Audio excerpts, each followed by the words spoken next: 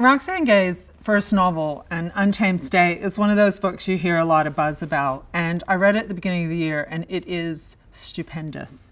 It is horrifying and utterly compulsive. It tells the story of a Haitian woman who's living in Miami in Florida, who goes back to visit her very wealthy parents with her husband and son and is kidnapped.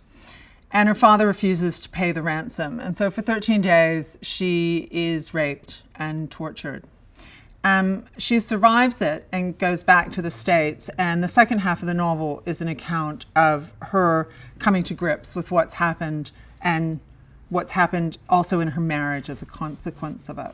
It is one of the best books I've read this year, and it has absolutely haunted and stayed with me.